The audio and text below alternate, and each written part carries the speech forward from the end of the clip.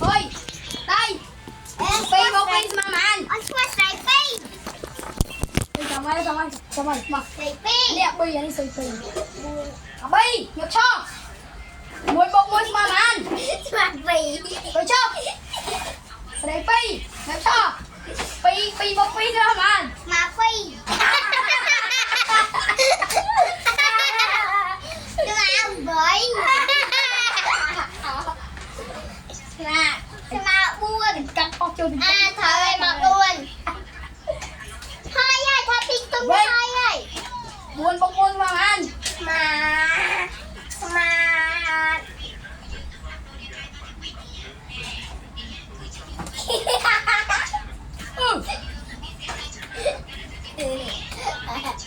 Nên là đâu rồi.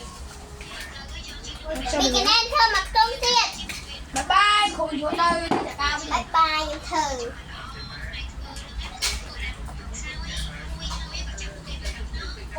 Cuột là sao?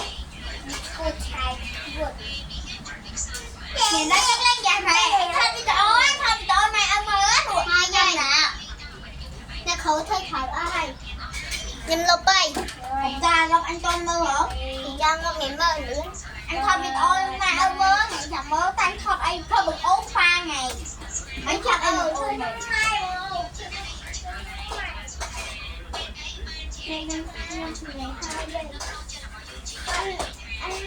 Anh lên cho con ra ôn.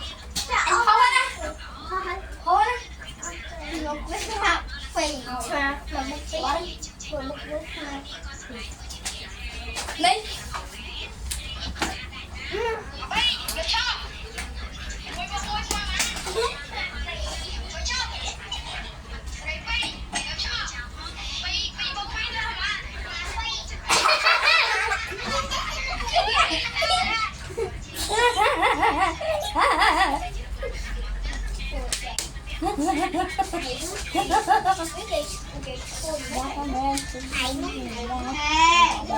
Cam rã nó bụng ra thôi để mẹ ôm mơ anh chưa bao mơ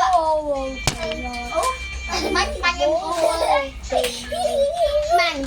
em bằng bằng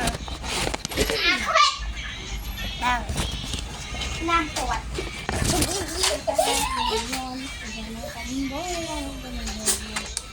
tích ông mặt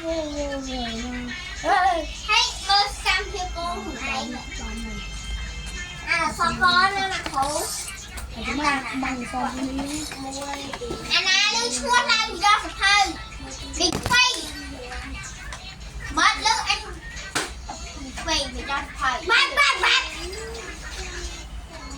à bi nó con chị bị khui